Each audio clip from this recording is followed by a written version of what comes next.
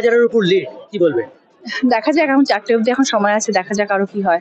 এই রেজাল্ট কি আশা ছিল? হ্যাঁ, না না না, একদমই না। প্রথম থেকে আজ অব্দি এটাই বলে এসেছি যে আমি আশাবাদী এবং ঠাকুর যেটা ভালো চাইবেন সেটাই হবে, যেটা যাবে দেখা যাক। এখন রাউন্ড অনেক বাকি আছে, 4টের পরে। কি বার্তা দেবেন?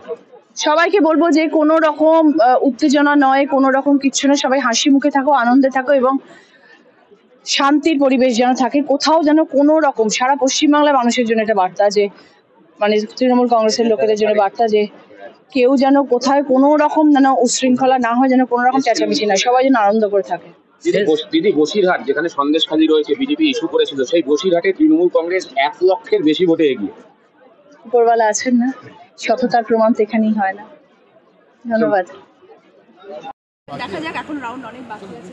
কর্মীদেরকে কি বার্তা দেবেন?